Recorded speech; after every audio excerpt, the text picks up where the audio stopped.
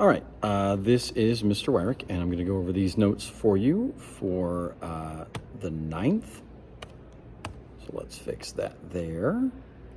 Okay, so this is interior and exterior angles of regular polygons or just polygons in general for today. This is kind of where we're starting on our whole trip to regular polygons and taking that regular polygons test. So the first one says you need to draw a couple of the following, or three of the following.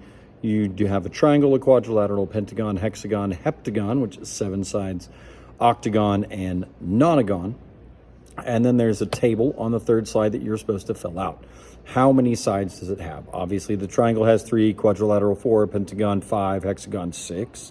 And we're going through this as a class to kind of get everything put together. So the number of triangles that you can draw is based on the number of diagonals that you can make from one single vertex. So the triangle, nothing. It has one triangle. The quadrilateral, you can draw the one diagonal from that one vertex, which cuts it into 2 triangles. The pentagon, you can draw 2 diagonals, which cuts it into 3 triangles. The hexagon, you can draw 4 diagonals, which is going to cut it into 4. Well, you can draw 3 diagonals, sorry. You can cut it into 4 triangles. And so on and so forth. So for the last one, the number of sides is n, the number of triangles is n minus 2. Okay, so how do we figure out the number of triangles? It's diagonals from a single vertex. The sum of the interior angles, you're going to take that n minus 2, the number of triangles, and multiply that by 180, because there's 180 degrees in every triangle. So for the triangle, it's going to be 180. For the quadrilateral, it's going to be 360. And then they go up by 180 from each one. And then our measure of each interior angle, that's if we have a regular polygon. If all of them are the same, and that's like on our triangle, again, you can kind of fill this out by taking our number of degrees, which is 180, and dividing by 3, because that's our number of angles. So we get 60. With the quadrilateral, if it's everything the same, we divide by 4, we get 90. For the pentagon, we're going to divide by 5. The hexagon 6. The heptagon's the tough one. When you divide by 7, you get not an even number. The octagon, the nonagon should just have some nice even numbers on there. Okay? So then slide number 4, the sum of the interior angle measures of an n-sided convex polygon, meaning that all of them kind of close down to where we don't have angles that squish into the middle.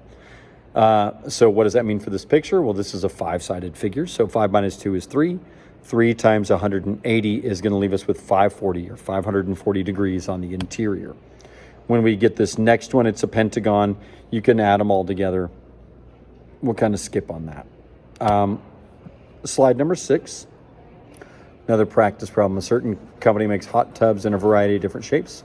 Find the measure of each interior angle of a regular nonagon model. So that should again be back on your slides there for the interior angles of a 9-sided figure. 9 minus 2 is 7. 7 times 180 is going to be 1,260.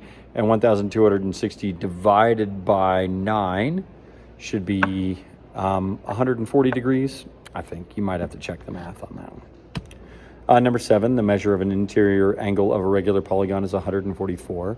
Find the number of sides in the polygon. So you can work this backwards because it's 180 times n minus 2 over n for your formula. So that's 144. N is equal to 180 minus 2 times, or 180 times n minus 2. So you should be able to work that one backwards algebraically. This is the one that I was looking for. This is the important thing. On number 8, the exterior angles of a polygon, no matter what the polygon is, always add up to 360. Doesn't matter if it's a triangle, if it's a pentagon, a nonagon, an octagon, whatever. All of the exterior angles always add up to 360. And we get those exterior angles by just extending the sides, going around it in one direction.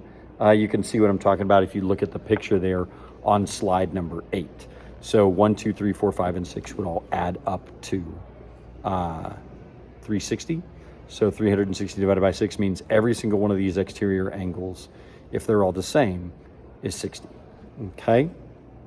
You're going to have some delta math here, and I will make another video that explains the delta math. Good luck on this.